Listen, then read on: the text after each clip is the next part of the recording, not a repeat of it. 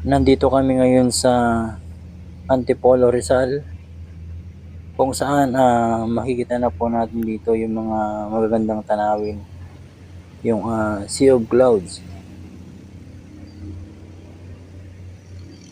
Ayan po, dito pa lang kitang-kita na po yung Laguna Lake. Ayan po sa bandang kanan.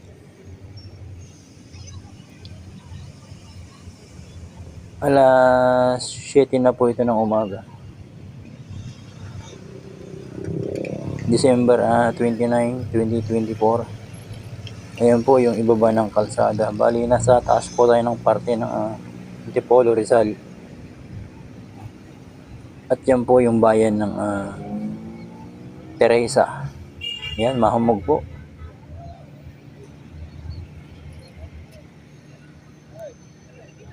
Kitang-kita po dito yung Sea of Clouds. Yan po, mahamog. Dito pa lang sulit na po yung mga overlooking po dito.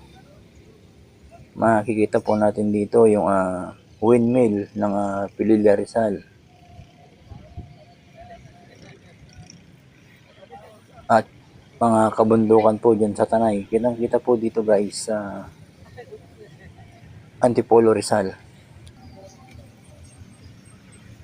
Yan po yung mga palikong mga kalsada po dito. Yan, sobrang ganda po. Malamig po dito guys. Yan po ang Tanay, kabundukan ng Tanay. At Pililla.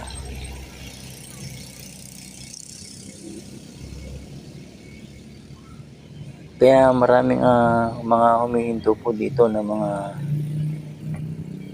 riders po para kumuha ng video dahil sobrang ganda naman talaga po dito yung tanawin, yung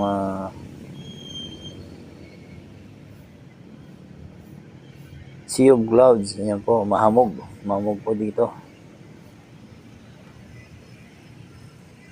Ayan po yung kalsada sa ibaba. Ang pupuntan po namin yung Pililla, Rizal, yung windmills. Ayan po yung Pililla, Rizal, yung bundok na yan, at nandiyan po yung mga windmills. At pagkatapos namin dyan sa Pililla, dadaan kami ng Daranac Falls at saka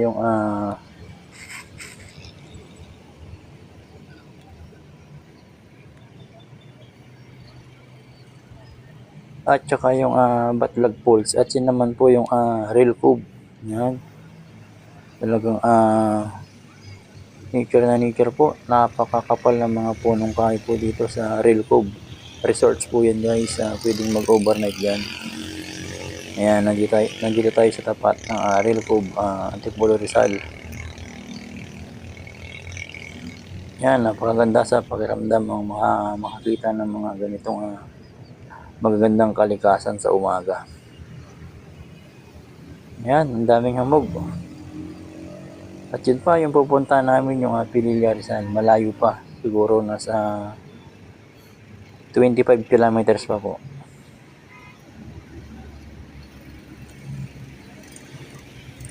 Ayan, sobrang ganda po. At dito, kuhanan din natin ng video dito sa kalsada.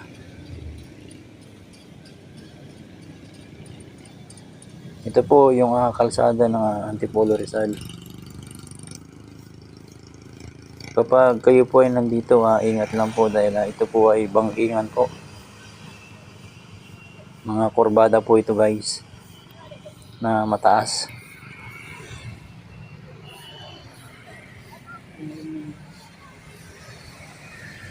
Ayan po yung aking motor, si Rosie Macho 125. Ayan po yung bundok na yun na sinisimulan na ng mga tanggalan ng mga punong kahoy.